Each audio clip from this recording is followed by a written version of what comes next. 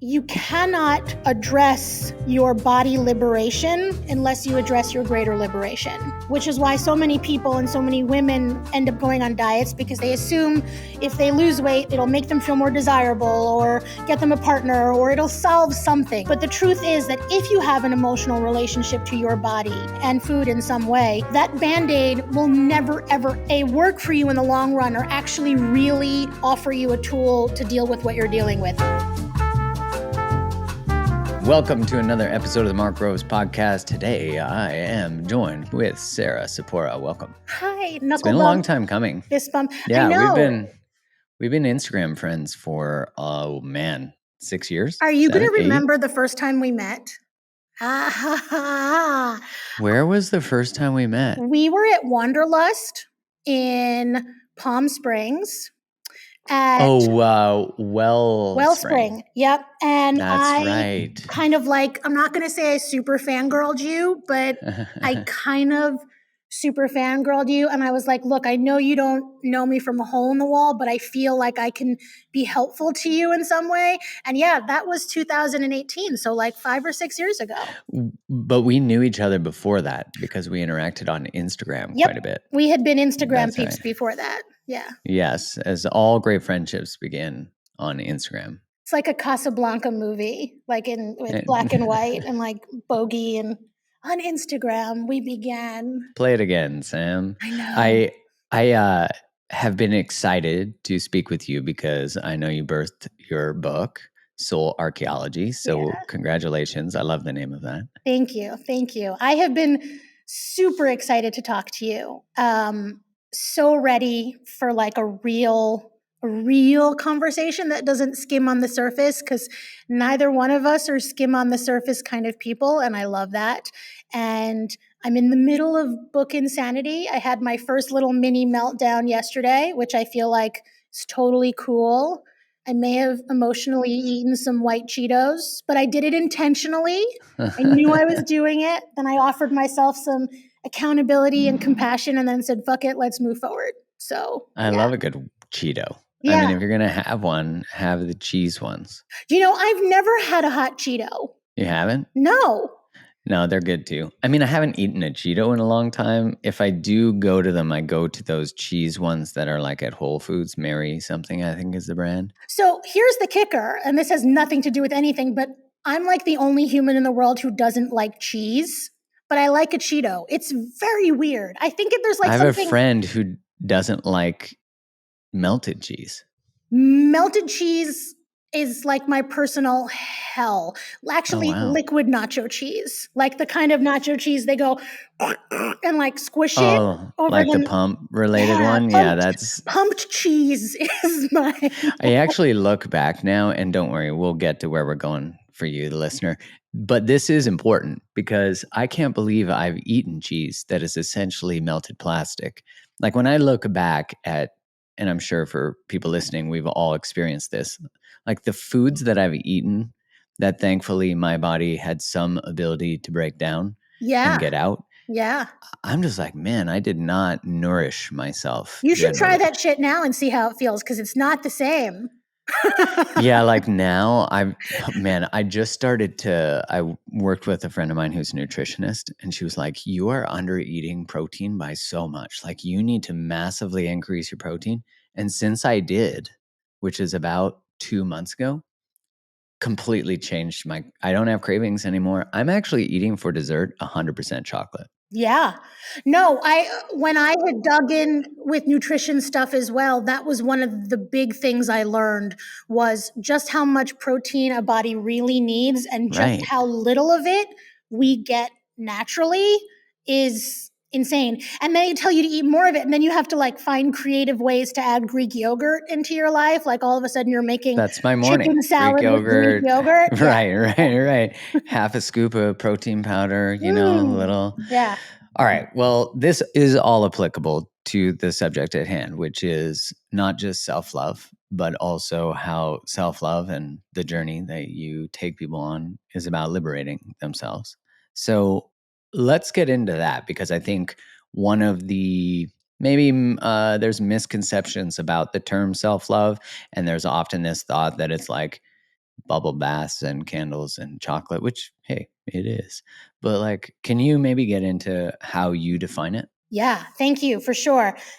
Listen, bubble baths and all that kind of stuff are awesome, but we've somehow equated self-love with treating yourself or splurging yourself, or in many cases, getting away with stuff we might normally get away with, right? And all of those things are okay, but I truly don't believe that's what self-love is. I believe that self-love is any thought that you think or anything that you do. So any thought or any action that connects you closer to your ultimate you. And your ultimate you is something very specific. And it's a version of you that has nothing to do with your age, your weight, your boobs, your money, your boss babe status, none of those things. It's defined, in my opinion, by two things. One, your ability to be self aware and radically honest with yourself at any given time. So, at any given time, your ability to be able to drop in and to connect with yourself and like editorialize, this is what I'm feeling, exactly what I'm Like, feeling, that tell the much so. truth. Yep. Yeah. Thank you. Two, the ability to be connected and committed to what you learn when you tell the truth to yourself and following through. So you can't lie to yourself, you can't be willing to lie to yourself, and you can't bullshit yourself. That doesn't mean you can't be compassionate and you can't hold space for yourself, but you can't bullshit yourself. So the version of you that tells the truth and doesn't bullshit yourself, that is your ultimate you. And that can look like so many different things, and it can be messy and beautiful and all those things. But self-love is what serves that version of you. So self-love is never going to be self-abandonment. Self-love is never going to be ignoring hard things. Self-love is oftentimes the most icky, messy, brutal, hard stuff that we can possibly do or think in the present sense, because in the long run, it's what's going to move us forward the most. It's the stuff that can bring you to your knees and the icky things that you don't want to talk about or think about. But sometimes the most self-loving things that are the hardest to do are ultimately what is going to unlock us and liberate us in the long run. So I believe that at any point in time in my life, if I feel like my head is up my ass or I don't know what I'm doing, I sit around and I think about how is it that I really want to feel in my life, and what is the most self-loving thing I can do for myself. And therefore, I stay committed to living a self-loving life. And when I am living a self-loving life, it means that I'm prioritizing self-love over self-abandonment. That's it. It means I am prioritizing serving myself with honesty, lack of bullshit, follow through over over what's easy, right? Doing what I know will serve me versus not. And you're either living a self-loving life or you're not. But at the core of that is, what do I need right now to connect me and bring me closer to that ultimate you? And it can be anything you do or anything you think. What brought you to that? Because, and I guess my curiosity is, although I think I know the answer because I know for me the answer. Have you always lived that way? You No, know, fuck I mean, no, no. yeah, yeah. I'm Uh, 44 and I hey, I'm didn't, 44 yeah, I too. know. We're like freaking age birthday. Are you a Virgo? You are, aren't you? I'm a Scorpio. You're a Scorpio. Okay, so I'm older than you. So respect your elders, young man. Yeah, wisdom bomb right there. Yeah, so no, I self-abandoned my entire life, completely subconsciously. No idea of all the ways that I was cock blocking myself and getting in the way. Yeah, I know. Getting in the way of living a self-loving life. I really didn't start to see that until I was like 36, 37. And the thing that made me figure it out, or at least made me realize that maybe I'm doing something weird here, was that I was in the same relationship again and again and again. I really wanted like intimacy and like love, and I was, mid 30s, and everybody else was getting married, and I was having kids, and like I was doing none of those things. I was like, okay, different man, same cowboy boots, and it would be really easy to blame all of that on them, say it's their fault. But at the end of the day, I was the common thread in all of that. So the first thing I had to step back and do was realize, okay, well, what am I doing that is allowing all of these things to happen? What is the container, which is a freaking word I hate, like container, but how am I showing up for relationships that this is what's happening? And that was when I started to realize that. And when I really figured it out was a couple of years later in 2019, when I walked away from a relationship with a man I now know like represented my biggest core wound, and it was the most brutal thing ever, but I also knew it was the most liberating thing I was ever going to do. And I would say, how hard is this and how lucky am I? And I would sort of be all sarcastic, like, oh, how lucky am I that I had to walk away from the one person I really love. But then I would go, no, wait, I'm 39, 40 years old. I'm finally waking up to shit. Wait, I am lucky. And maybe this is actually really good. I mean, it sucks. It sucks a big one. I'm sitting around crying and drinking Snapple and listening to Fleetwood Mac Silver Springs again and again and again on repeat. But like, maybe this is actually really beautiful. And maybe instead of seeing this as being my destruction, I can see it as being an opportunity for me to build something. And that was when my real understanding of self-love started to shift, because even in the middle of like, we've all been through chaotic breakups with partners that like make us orgasm just by looking at us, but are so unhealthy, right? We've all been in those toxic relationships that are so amazing that they suck every part of us, and we can't imagine existing in a way where we're not mirrored by them, right? And to remove that feels like a collapsing of your skeletal structure, right? And then I realized I was okay. Like, I was a fucking hot mess. There were days, I'm not going to say days, but how many days did I do messy buns, not wanting to, leave the house? And again, That's actually pretty cool now, though. Like messy buns, the clean bun. Yeah, it wasn't cute, though. It wasn't like, oh, this is a cute messy bun. It was like, oh, maybe you should shower. It was like, I just pulled myself together to get vertical. Yeah, it was like, I just went to bed listening to my Spotify oh shit playlist, and now I have to move on. Yeah. But that was when I figured it out. That was when I realized that the most brutal things could be the most self-loving. And instead of continually looking for the easiest choice, which I think so many of us are just programmed to do. Agreed. What is the most self-loving thing? Because the most self-loving thing is not always the easiest. And that was when I really figured that out. So I think I've gotten that one under my skin for like 3 or 4 years, and it has totally changed how I make every big decision in my life. And I love it. And sometimes people don't fucking understand it. And then I realize I'm 44 years old, and my decisions don't have to make sense to everybody as long as they're self-loving for me. If they serve me and, I'm still a good, decent human being and I'm, acting accordingly, then that's what's in service of me. That's what I need. That's self-love for me. And self-love for me is going to be different than self-love for you, Mark. We're all going to have different versions of what self-love is. So yeah, that was around 2019. So I searched forever for a non-toxic deodorant stick, and I'm not sure about you, but my experience with them is once I Googled the ingredients, I was like, this has still got some stuff in it. Or if it wasn't toxic, it just didn't work that good. And don't get me wrong, I'm all for letting the pheromones out, but it was not the right kind of pheromones. But I'm happy to say I finally found one that I love, and it's from a company called Primarily Pure. And they don't just make deodorant, they have a whole line of non-toxic skincare products that are made with ingredients that you don't have to Google. Isn't that great? They're made in America, they're headquartered in Southern California, and all the stuff is done by their skincare chefs who value freshness and purity. So I'm very excited to be partnering with Primarily Pure. And the company's founder, Bethany, is a mom of 2 and the wife of a farmer who truly cares about the integrity of the ingredients they use and the products they create.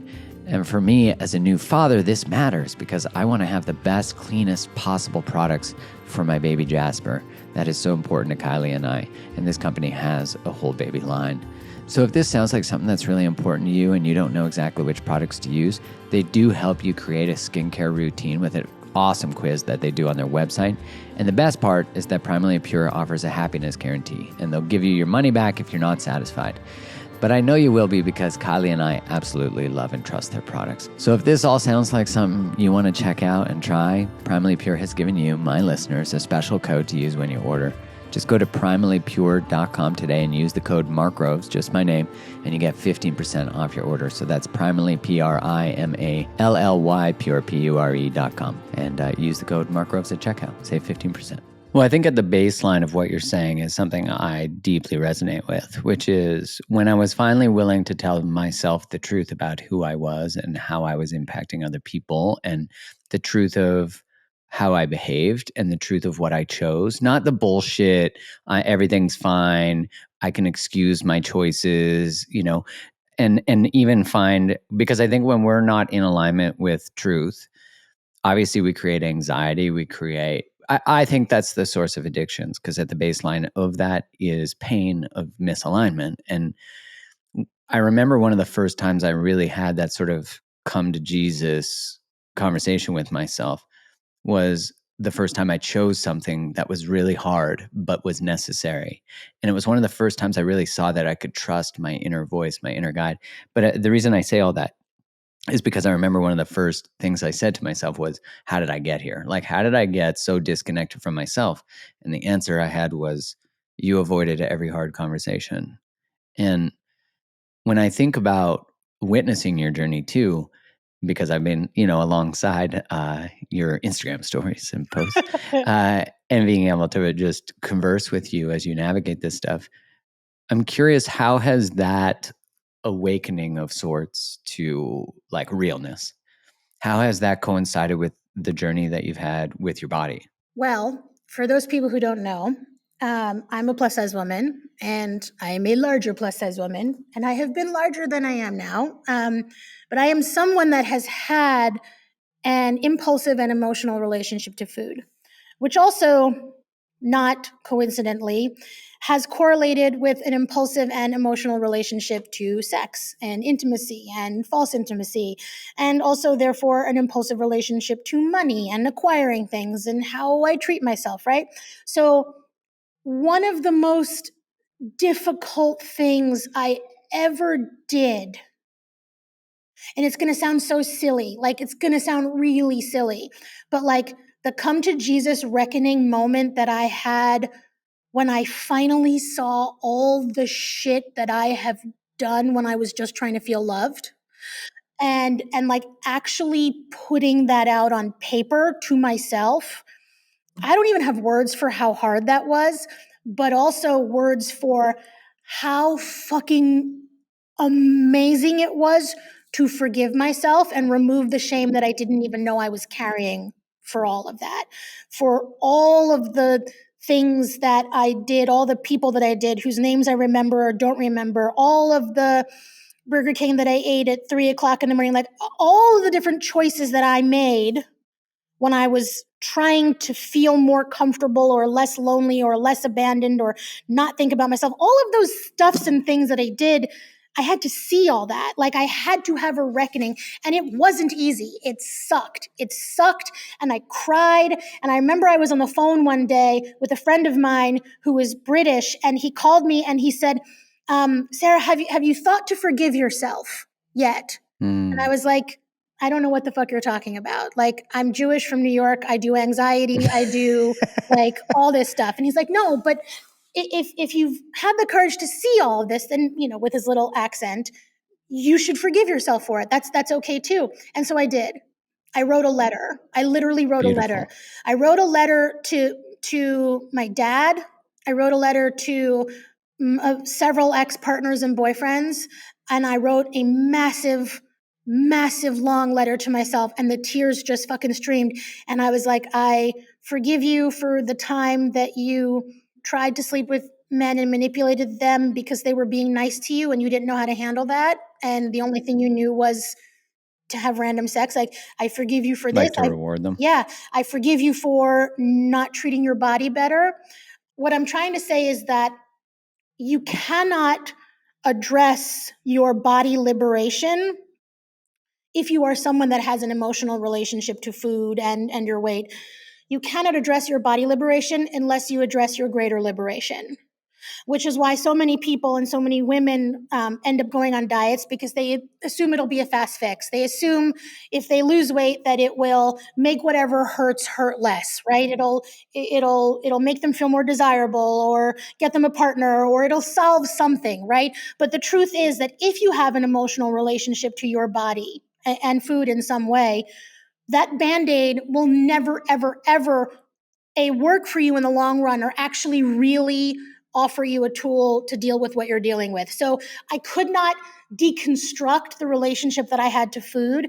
I could not deconstruct the relationship that I had to my body until I was able to see that other stuff and realize that I was not going to stop searching for tools if I didn't go to the source of what was hurting me. Does that make sense? Like, yeah, that makes a lot of sense. Like the addiction to trying to find the solution as opposed to going right into the what is exactly. the cure for the pains in the pain. Exactly. Like it makes me And think that's of why that. it's so interesting. You can, anybody not anybody, I don't mean to speak with a glib generalization, but so many people who have addictive behaviors, like everybody can find a tool to fix something temporarily, right? It's super sexy. It's fun to buy a new planner or a Often new feels meal good. plan. Yeah, it's cool because it gives you an immediate satisfaction of, oh my A God, I've new done planner. something great, right? But at the end of the day, it's not about the tool. It's about why we go to the tool and then figuring out how to have a better relationship with that tool. Does Yeah, that make sense? it does. And I'm curious because when I think about resistance to change and I think about, letting go of old habits or old identities, I think one of the core, and I'm curious your thoughts on this and your experience with this. I think a lot of the resistance to transformation is actually the familiarity of the thing, of even the identity, Oh, of yeah. like, I don't know who I am without XYZ. So I can't change because then I got to let go of the power that I source. And even if it's painful, but it's power, it's, that could be. Yeah. Oh, no, fuck yeah. So, I mean, you know this, right? Like we don't all know this, but we know this is that the familiarity, even if it's dysfunctional, can be comforting because we know it, right? We know what we know how it plays out. And it takes a It's lot of often courage. arousing too. That's the weird thing. Like, when you're used to humping to deal with your shit, I was just going to you're make still humping. yeah. Like you're still humping. So like, your brain is like humping's the best, and it's way better than thinking I suck or I make bad choices or I'm, whatever belief I have about Do you myself. want to That's hear painful. the funny thing that I always tell? I mean, it's not funny, but it is. It's funny because I make it funny, but it's probably really not. I tell people that there's probably so many pictures of my boobs on the internet that I could never run for president. Like that's I'm sorry. I'm sorry. But like, I mean, it is funny, but it's also like I get that. Like, first off, you wouldn't be, I'm sure, the first president. There's for sure pictures well, I mean, of I'm just saying, like, Trump's if wiener I on. think of all the Adele years, Biden has a picture of his wiener on that. Justin Trudeau, though, he Justin has definitely he did. has blackface. Oh, That wasn't good. yeah. Sorry to throw out your No, dirty no, no, laundry, no. Justin. I was Justin, trying not you. to. You're fine. You're fine. So hold on. You got booby pics on the internet, and you're saying like that was that like one of the. Well, I mean, look, I spent a lot of my years using my body as currency to like get attention. It was the trade-off, right? And because I really, really, really, really, really wanted a connection, I really wanted to connect with somebody, but I wasn't getting that. But I realized that like there was a role that I could play. Like I could be the sassy, flirty big girl that had big tits and big boobs, and like that would work for me. So I always used to say, like, I don't know who you are, dude, but if you like big chicks with a great ass and like a dirty sense of humor, like I got you. And that's how I showed up. Like that was my first strike weapon. And I desperately wanted to be taken seriously, but I was showing up as that. And until I like realized that if I keep What was the showing up, cost of that? well, I'm 44 and I've never been married and I don't have kids. And I never thought Yeah. that I would be here. I mean, the cost of that was some painful relationships, a lot of self abandonment, and decades worth of time. I think each time I did that, although it really felt good, I think I chipped away at who I was. And I don't want to be like, wah, wah, wah, like, I feel bad You for can me. want because I like your exploration of this is from a place of wisdom now. So it's not like you're oversharing or weaponizing your vulnerability. You're like, this hurt, and now I'm savage. Yeah. Like there's Well, I think, look, and also I don't have any problem if you want to take dirty pictures and feel, look, I'm a kink-friendly person, and I support all forms of sexual exploration. I think it's where it comes from. It's the intention behind it. Are you using it as a coping mechanism, or are you consciously showing up for that interaction? Is it a self-loving interaction or not? Is it self-love or not to show up the way you're showing? And for me, it was not. When did you have that recognition of the person that you presented versus like the Sarah below that, and what you actually craved they saw within you once you were beyond the sort of, because you did develop a superpower from that skill, right? Like you're able to take painful things and bring levity to them because you've mastered a skill of humor. And so I often think like our survival strategies become our superpowers when they're not about distraction but about connection. Mm-hmm. So yeah, can you speak to like that, like what was behind that, and then when you recognized it? Yeah, so it was probably the first time I figured it out in stages. The first time it was like maybe 2015, and I realized that I was wearing the same outfit to all of my first dates, regardless of where they were or who they were with. And like I was wearing like a super bodycon dress, like showing up like Fat Carrie Underwood with like big hair and cowboy boots. And I showed up, bless my heart, for a pancake breakfast at like 8 o'clock on a Sunday morning, looking like that. And I realized, although it's fine, it's good, I did it, it was great, I looked hot, but like I had armor. And I realized that I was showing up in my armor. And I realized that I was going on lots of first dates where I did my shtick again and again and again, but never any more dates than that. And I was in therapy and I was talking about that, and we realized that I was armoring up to meet men, and I named that version of me. I named her Brunhilde because she was a warrior, and she put on her armor, and she put on her breastplate and her freaking Wagnerian horns, because I was a music major in college, so I got that joke, and that's how I showed up. I showed up armored up. I could not show up as me because I didn't know who I was. All I knew was this shtick that I was really good at doing. And I vividly remember the first date that I ever went on that I wasn't dressed up like that. Like, I showed up in jeans and just like a basic shirt with my titties not hanging out, and it was so scary, but so awesome. So first it started with the very surface level of the soul archaeology observation. The very first level of discovery was seeing that I was wearing the same thing on dates again and again, and realizing that like I had to put my costume on. That's how I thought that if I was going to offer a man value, that was the currency that I had to offer. Mm-hmm. And then once I started to see that, I stopped dating in general because I didn't know anything else, and I wasn't ready to show up any other way. It was too raw. It was just too raw. I was like, I don't have an alternative. I'm not ready for that, but I know what's not working for me, because I think so often in times when we're thinking about self-improvement, we're chasing a solution, and people say, well, just do what'll make it better and do what'll make you happy. But how the fuck are you supposed to do what'll make you happy if you've never done it before and you have no idea? Then you're just spinning your wheels, right? So what I say is, well, you don't need to search for some magical solution. Just start where it hurts. Start with what's not working for you. And if you just start there and follow the trail, you'll go somewhere. So if showing up like Broomhilda with all of my assets on display and looking fierce as fuck for pancakes at 8 o'clock in the morning and then sending dirty texts later wasn't getting me where I wanted to be, well, maybe I should just stop doing that and just see what happens, right? And in the space that creates, because when you stop a behavior, if you don't have a coping mechanism in place, right, it leaves a bunch of emptiness. It leaves a bunch of holes. If you learn to sit in that emptiness that you've created without filling it up with something else, then eventually you'll learn something new. And as long as you keep going down that direction, you'll grow. How do you stay in that? How do you pause? Because I think the pause that you're speaking to is creation, is death, is possibility, is grief, is right, because that's the space between. That's the like Yeah, it's the fall. cocoon. It's the That's a fall. cocoon. Yep. Yeah. So you have to get.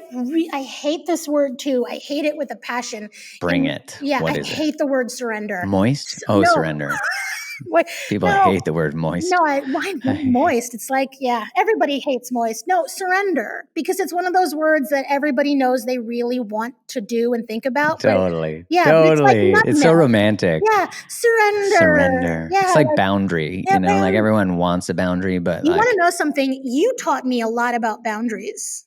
I learned a tremendous amount about boundaries from you. I'm going to tell you a secret that you don't even know. that's a good In the secret then. well, now you and everybody else is going to know. In the first draft of my book that I wrote during my breakup in 2019, I quoted you. Oh, what was the Yeah. quote? It was a quote about boundaries because I had never heard them or understood them. And I had really related to your vulnerability in talking about personal relationships, right? Because that's sort of how we have found a common thread. We both have been willing to talk about how we kind of showed up in personal relationships and what that did. And I had never heard boundaries. And I'll find it for you. But yeah, you young man taught me about boundaries. Young man. Yeah. I'm like 4 months I younger know, than but it you. I just felt like fun that. to say that. No, it felt good. It felt good. I felt younger. Yeah. So surrender. Let's get back. So the word surrender, I agree with you. It has like what's on the other side of it. We know is delicious. It's light. Right. It's freeing. Yep. It's what is it? Like to do it, to embody it is like a whole other Yeah, to do it and to embody mushy. it is unattractive and sticky and messy and gross. So the way Unless it's in like a bondage or something. But yeah, other well, than that's an that, yeah. entirely different podcast. That's a different podcast scheduled later. Scheduled at a later Doms date. and submissives, we've got you. So the visualization that I have around it, because it's just one of those sort of nebulous, where it's like surrender. It's like Glenda on The Good Witch. What are you actually telling me to do? Because right now, when you Right. tell me to surrender, I want to throat punch you, right? So I think about it as like in an action movie, like maybe a Bruce Willis movie or Mission Impossible, like Tom Cruise is hanging on a cliff, right? He's got his fingers on the cliff and he's dangling, and there's a bad guy who's like kicking at his fingers, right? And he looks down and there's like gorgeous, gorgeous water below, but it's really far down. But all he has to do is figure out how to fall and figure out how to get from the letting go to the water. Because once he's in the water, he knows that he's fucking Tom Cruise and he can do whatever he's going to do, and he'll float like no matter what. He will take a roll of duct tape and a matchstick and make a boat. Like it'll be fine. He just has to let go. So surrendering is giving yourself permission to fall and get from the fingers gripping to the I'm okay now. Like it's letting yourself fall. So it's a skill. How do you practice that skill? How do you practice the skill of surrendering? It has a ton to do with being willing to be messy, sticky, and uncomfortable and know you're okay with that. And that's it. And it doesn't look like anything. It's not performative. There's no one size fits all solution. It is how comfortable can you be with saying, I'm a bit of a fucking mess right now, but I also know that I'm okay. I also know my basic needs are met. I am safe. I'm healthy. I am loved. I am held. I am good, but I am a hot mess. And that is okay because I will not always be a hot mess. I know at some point in time I'll hit the bottom and I'll swim because I'm confident that I can swim. It's how do you get from up there to there? And that's what surrendering is. Willing to be an icky, beautiful, disgusting, hot mess, knowing full well that you can be icky and beautiful and sticky and hot, messy and be completely okay at the exact same time. Yeah, that's true. Holding that paradox that messiness means brokenness, which it doesn't, right? Like to be messy is to be human, but because we've, especially with social media, amplified this perfectionism that it's like, we get this highlight reel of people's lives, or we get performative vulnerability. Both exist where we are like using vulnerability to be able to vulnerability porn. That's what I call it. Yeah. Well, what you were saying about like it's not performative, I was thinking that's so interesting because even the irony of performative surrender would be that it's a complete lack of surrender, of course, right? Yeah, absolutely. But yeah. So when I consider what you're saying and I think about surrendering on that level, that is to me feels like that place of like no more. Like I'm acknowledging where I am. I'm done running from my pain or done running. Like I've hit the end of the possibility of living with this mask any longer, carrying this weight, like carrying what it does not need to be carried anymore. And now I'm going to actually turn towards myself for the first time and be messy and let it all fucking fall down. It's being comfortable with saying it just is. Yeah. Just being with the truth again. It just is. It just is. You know, I used to have a boyfriend, the same boyfriend. Was this the 2019 guy? 2018? Yeah. Who's in my book, who super actually hot read core wound guy. Super hot core wound guy. Yeah, we call him George in my book. That's not his name, but he's named after a George Strait Strait. song. I was about to say if I can George Strait. Of course for sure. it is. Yeah, you know me. Yeah. It's got to be a George Strait song. He used to say to me, "Just ride the wave, Sarah. Let's just ride the wave of this relationship." And I would want it to be like, "Go fuck yourself," because that doesn't work for me. Like, that's a cop out, and I don't like that. But that's not how I work. Like, I need to shape it, touch it, strangle it, fuck it, hold it. Like, no, tell me. And I'm like, that's not surrender. Now, granted, that was a dickhead thing to say, so it's a terrible example. But the exact opposite is just a sort of a situational awareness, and peace doesn't even mean you need to be happy about it. It's just sort of like an editorial narrator going, it just is. It is. It just is. It just is. That's it. It's very like Pema Chodron Buddhist. Like I did a lot of that reading, like because that idea of attachment. When Things Fall Apart. Yeah. Such a good book. Listen, you guys, if you're listening, if you are going through shit, the first book that I recommend to anybody is When Things Fall Apart, Heart Advice for Difficult Times. It's like the greatest book for this. But it teaches you, again, how to lean into the sharp points of your pain and how to realize that you don't have to like it. You don't have to love it. You don't have to pretend that it's okay. You just have to have a softer relationship to it. That's what surrender is. It's cooler loneliness versus hot loneliness. You know that shit that she writes. It just is. She's just I like what you're saying. This like entrance, the willingness to be in that space, and for me it's been the recognition of the juiciness in the grief, like the juiciness in the end, the juiciness in the bottom.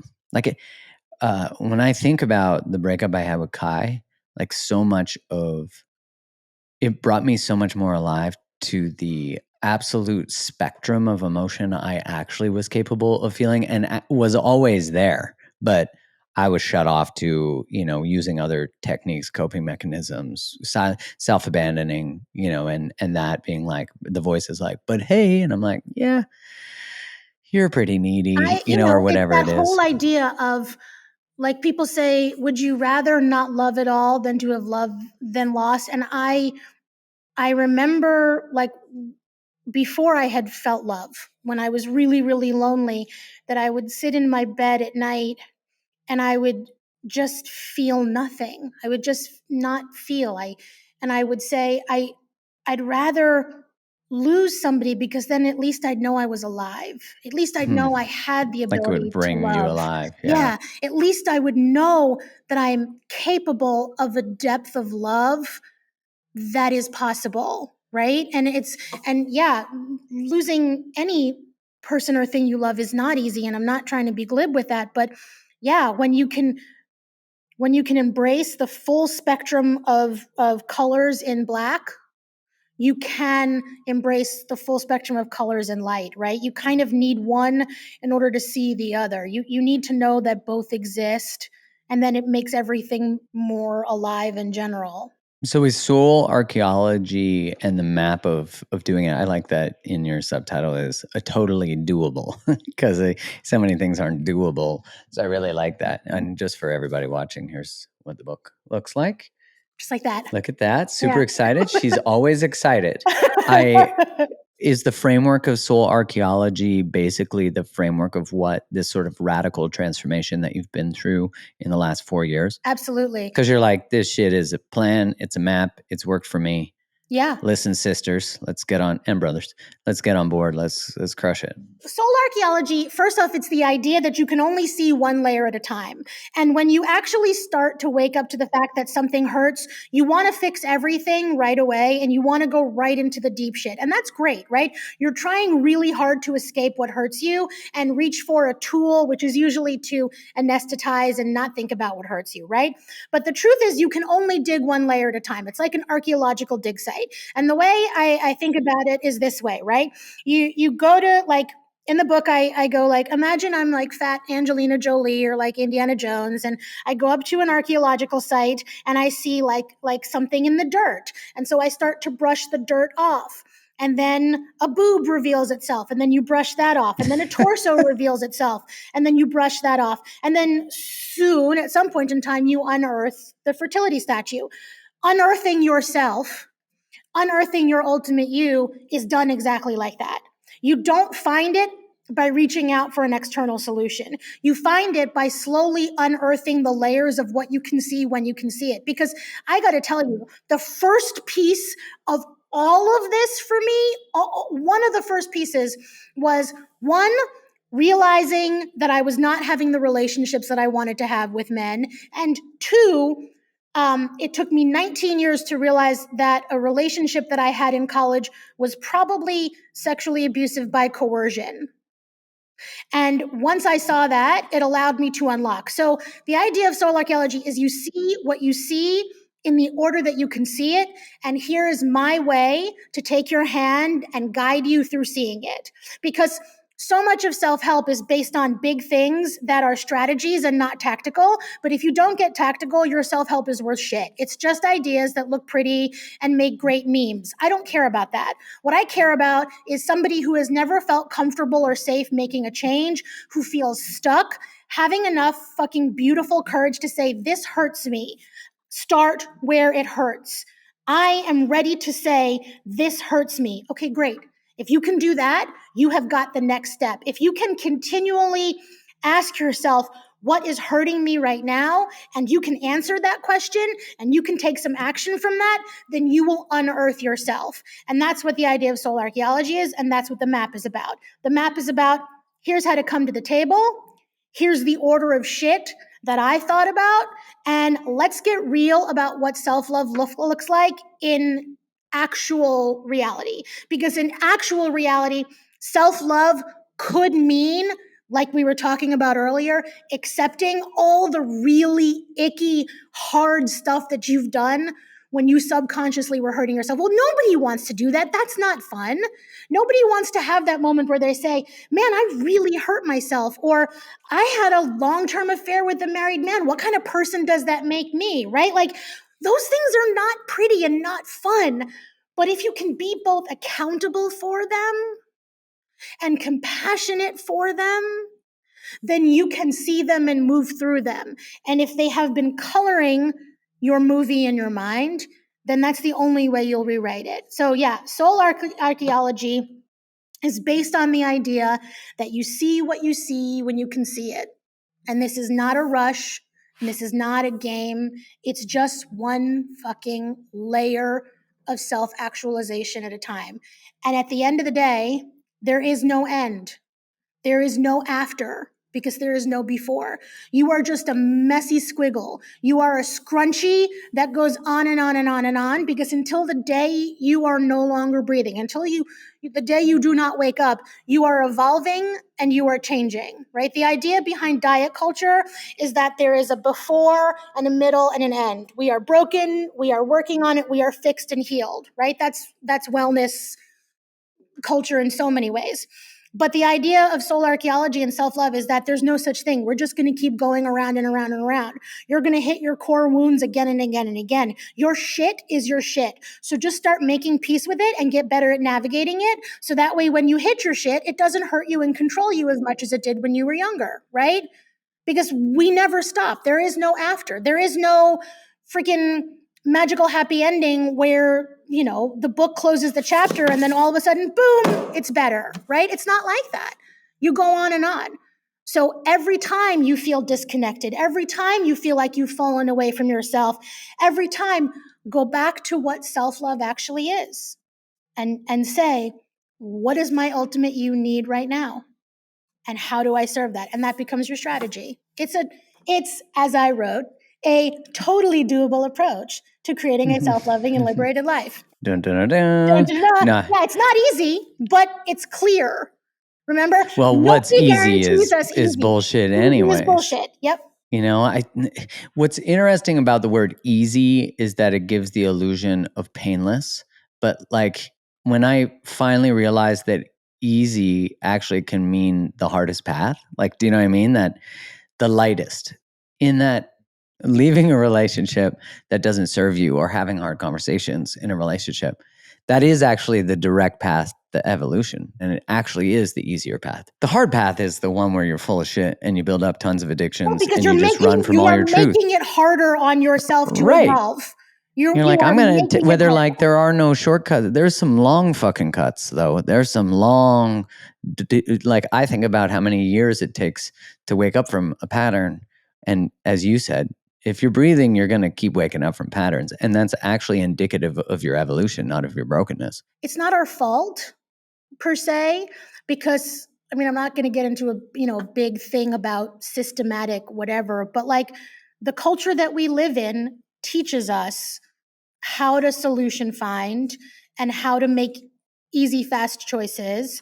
And it's monetizable. Yeah. You're totally right. Yeah. You have whole industries created just to try to sell you a shortcut. Right. And we've dumbed that down to 15 seconds. If you can't tell somebody what they need to learn life in 15 seconds, then you'll never be famous and you'll never be able to. Isn't that fucking crazy? It's fucking like we have lost the ability to critically think. Holy shit.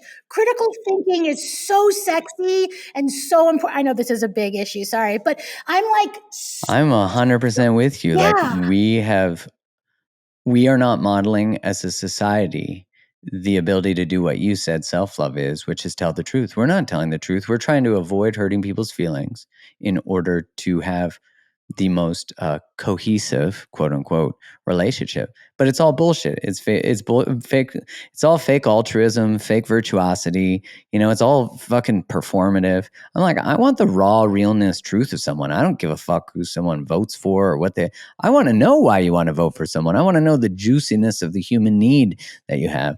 Yeah, I agree with you. The critical thing, short attention spans have birthed a lot of challenges. And, you know, we're both 44, although you are somewhat older. Mm-hmm. And we have experienced, and we are one of the last generations to know the world prior to technology. And so we know the beauty of getting on your bike and riding to your friend's house, or like saying that you're going to meet at the mall and having to, you know, like just the adventure that was undocumented, you know, that the mystery of the adventure. You know, I don't have videos and pictures of every fucking thing I did with friends when I was a kid.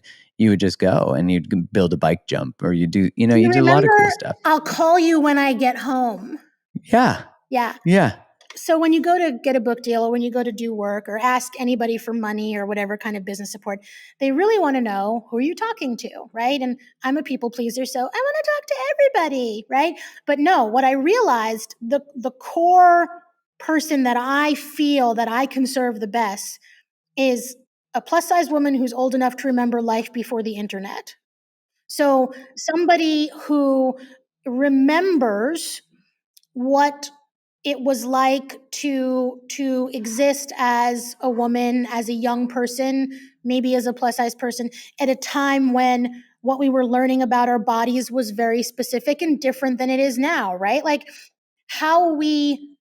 what we see, what has influenced, it's just so different, man. And I look at TikTok and I know I should be on the tick of the talk, but like I don't have it in me. And sometimes I get on there I don't and I either. go, this is fall of Rome. Like I can see it happening in front of my face, and I feel really bad and really old that I don't have the patience. And I'm so sorry to any of you who love TikTok, but like Well, it's the first platform that really went content forward. So they present content ahead of who you follow.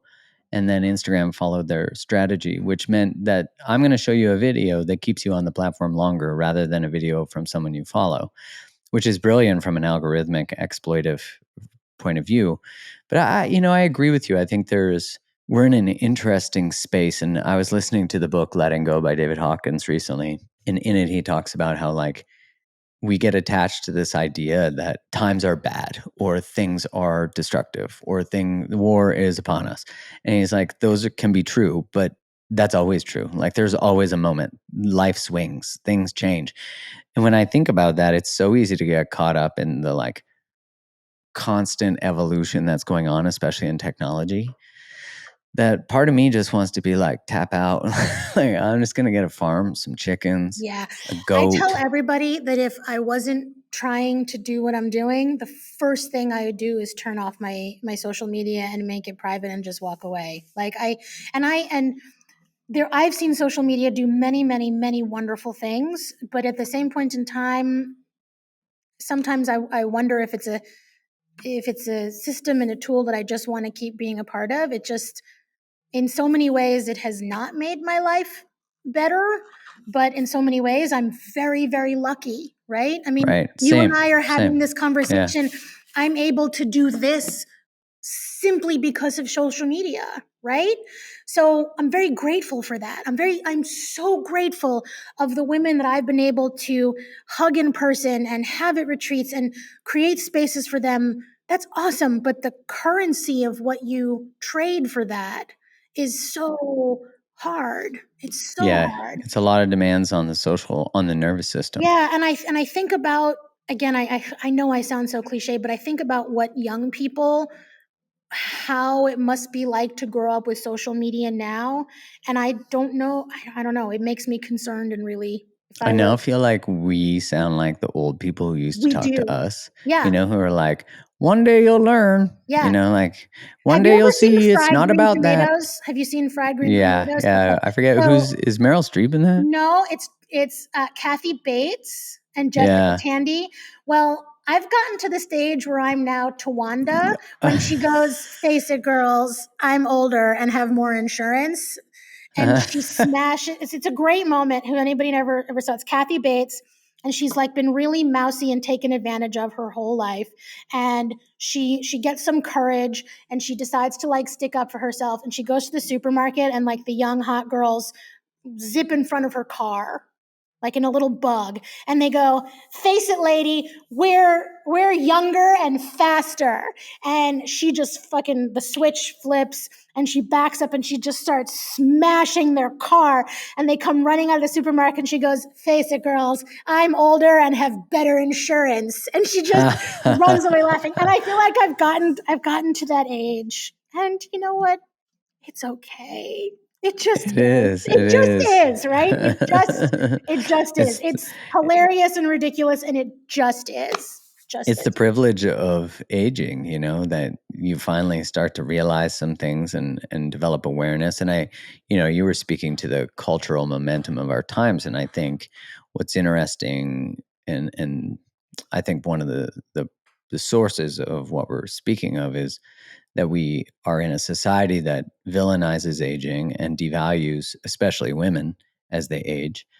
And so, I have this belief that unconsciously, if we reject aging, we can't take in the wisdom that is inherent with accepting our aging. And you opened the door for this just now because you mentioned the discrepancy and the difference in the journey within society of aging, because there's a personal journey of aging, and then there's sort of the reconciliation of aging within the greater context of society. I've started to have that conversation of the realization that as a woman, my viability in social eyes, like I'm losing it, man. I'm there. Like it's happening.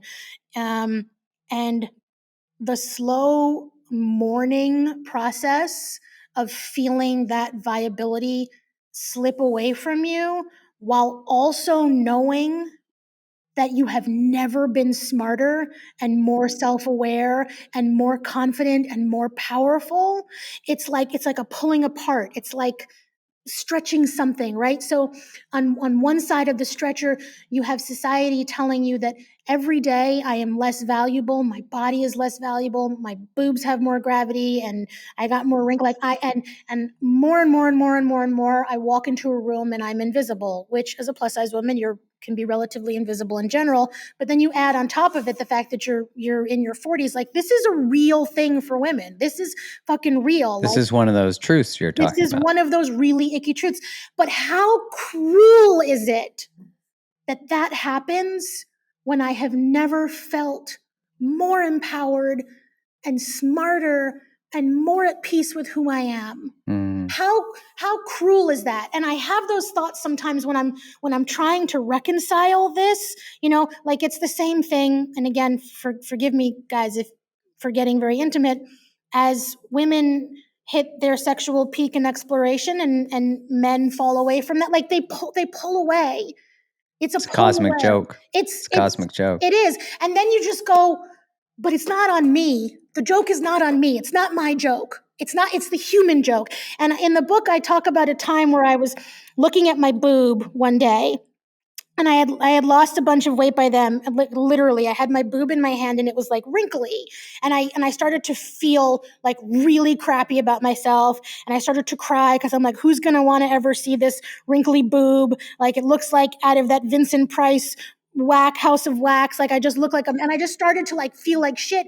And then I realized, Sarah, millions and millions of women who have existed on this planet have gotten saggy tits before you. And not only that, you're going to be gone and they're going to get saggy tits after you. So what makes you think that this is about you? This is the human experience. So then, rather being ashamed of it, rather than saying, yeah, man, it's all my fault that I'm aging. It's all my fault that part of life feels like it's slipping away while another part is just coming into full view. Shit's just not about me. It just is. And it just goes back to the surrendering of that. It just is. You can do what you can, right? And now it would not be self-loving to deny the pain of that. It would not be self-loving to cover up those feelings with difficult stuff.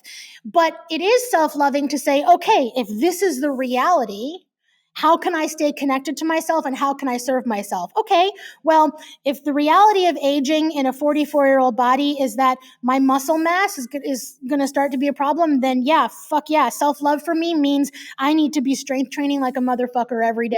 I agree. Like, get those squats in, get What those is deadlifts. self-love? Self-love is not giving up. Self-love is meeting yourself where you're at. I love that. I love that because I think a lot of the work of Carl Jung and talking about like the alchemical process of taking, and even merging David Hawkins' book Letting Go, where he talks about like, let the feeling be. Yeah. Just let it be, and let it move through you. But resisting it is what causes the pain. And I think of what you're saying as the increase in your wisdom, your viability, your self-worth, all these things at its maximum, right? Like, you're at maximum, you're hit the top because you're telling the truth and you're with the truth. And then at the same time, you're feeling the grief of your value in the perception of how society tends to value women. Absolutely. Yeah. And I think of that as this interesting sacred tension, because it is sacred. You're saying it's collective, and it is collective. Yes. And so there's a grief to how society values women, which on a lot of levels is also evolutionary based, and then is then also monetized, and then media just extrapolates and increases these perceptions that you and I have about men and women and value and all these things that we have to learn. And it's fucked up that it's not usually like, I meet some young people today and I'm like, way to fucking go. I don't know Like they're like, man, my mom and dad brought me to Wayne Dyer. I'm like, shit, that's insane. I went to the Catholic Church and it was not the same. It was still teaching me my value is in obeying some old guy who's not who they tell you is white, but he's not actually white. But this like old guy in the sky daddy. And it's teaching me this hierarchy of systems and approval. And I think about like what a cosmic joke it is that you figure out how to decouple your value from what they teach you your value is when you are finally liberated. And that is really the journey of, let's say, Mother, Maiden, Crone, and like the journey of men through into eldership as well. That, gosh, if we can get to the place where we can take the pain we feel now of the awareness that we have, that we then have this conversation that allows someone who's still in that tension, Yeah. that isn't willing to acknowledge it, Mhm. but also someone younger to be like, holy fuck, my value isn't in that shit, but I also need to value myself. And if I'm going to value myself, that means becoming the most savage, badass, outspoken, truth telling, blah, blah. And you can't tell truths outside of you till you tell truths inside of you. Right. Do you know what I mean? Do you Does that make think sense? though, yeah, but do you think that which you are talking about is something that has to come with age, or does it come with either age or circumstance? Like you either Probably have both, right? or one or the other, because I certainly know young people. Like I listened to Jewel, the singer, on Joe Rogan's podcast. It was like a 4-hour episode. I listened to the whole thing. This chick was sober in her late teens, was doing personal growth programs on her own that she was creating through her own fucking channel. And I was like, I wasn't thinking about that shit at 19. No. I was thinking about ditties. I was thinking about like sports. I was thinking about hanging with friends. I was thinking about drinking. I was avoiding my pain, which is exactly what society is perfectly ushers you through. And so no, I think it comes with experience, but it also comes with what you're inviting here, which is the willingness to tell the truth about your experiences. Yeah, I think that, I mean, look, I'm not a therapist. I don't have any fancy credentials. All I have is a willingness to be honest about things with people, and a confidence that I know that I have a way of speaking to people that can be both vulnerable and painful, but also tinged with hope, right? So that's the only thing I have. That's it. That's it. But if that brings somebody to the table to start asking their own questions, then I have done my job. That's the only part of this process that I have to do. All I have to do is bring somebody to the table. That's it. Well, shit, you got a lot of people at this table. So, hey, can I tell you a random joke? Because you were just do you it's not really a joke. I don't even know that you're going to think it's that funny. But since we're talking about our youth, do you know what one of my first real jobs was? You don't know. What? I was the marketing girl for Chippendales. No way. Like the like Australian. No, that's the Thunder from Down Under. Thank you very much. Oh. Of which I got kicked out of once. Your girl got kicked out of Thunder from Down Under once. Oh, were you getting a little too thundery in there? Yeah, I was on a secret co-op mission for my job, and I got a little. I guess I got a little rowdy. But yeah, no, yeah, that was what. That's so how you I did spent marketing my early for 20s. Chippendales? Mm-hmm. I was a music major in that's college. Amazing. I studied opera. I did nothing with it. I moved to Vegas. Natural segue to Chippendales. Totally connected.